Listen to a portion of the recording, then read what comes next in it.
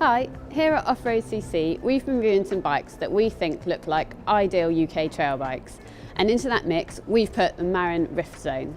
The Rift Zone is a 29er trail bike. It's got 120 mils of rear travel, 130 mil forks up front, and slots into the Marin range next to the 27.5 inch Hawk Hill. For 2018, the Rift Zone has shed some of its cross-country skin. It's got longer, it's now lower, and it's got angles that are more akin to an entertaining trail bike rather than a twitchy racer.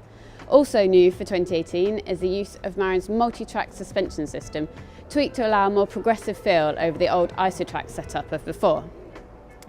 The Rift Zone 3 I have here is the top spec model, but at just £2,300 it's not really a lofty top spec bike at all.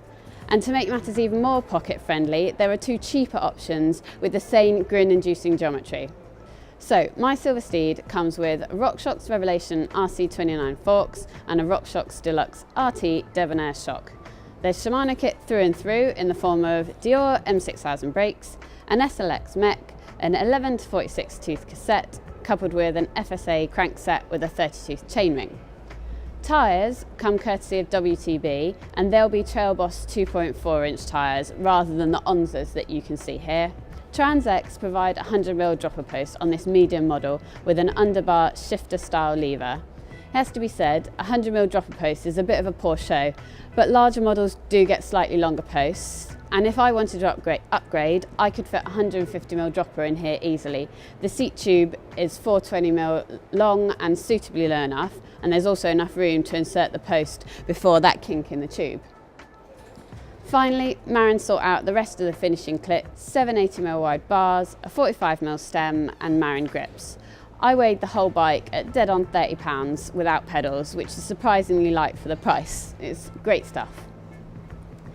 The 2018 Rift Zone has some clear trail slaying intentions from the outset. There's a low slung top tube, and it's pleasing to see Marin have stretched the reach, taking this number to 441mm.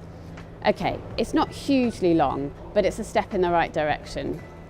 So this reach, an effective top tube of 558mm, and a getting on for steep seat angle of 74.8 degrees, coupled with the 45mm stem, gave me a comfortable seated position.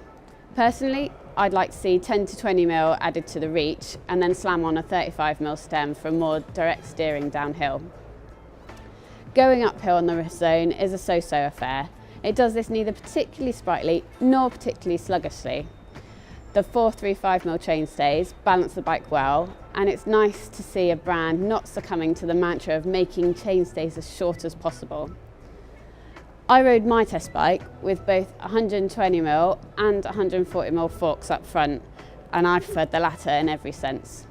The longer fork doesn't hike up the bottom bracket too much. With the 140mm forks, I measured it at 340mm, but it does lengthen the wheelbase somewhat to 1170mm, which can only be a good thing. The extra length helps the bike's climbability, even at the expense of that slacker effective seat angle, which is caused by increasing the travel. Turn a wheel downhill and the Rift Zone is keen for the fun to begin. With a head angle of 67 and my 140mm forks, it's not an out-and-out gravity machine, but I had an absolute whale of a time. The forks dealt well with a host of trail chatter, and the rear suspension produced an engaging and lively, if not particularly plush ride. I found a limit in the length of the travel at about the same time at which I thought the steep nature and the roughness of the track was just about leaving the Rifty's geometry comfort zone.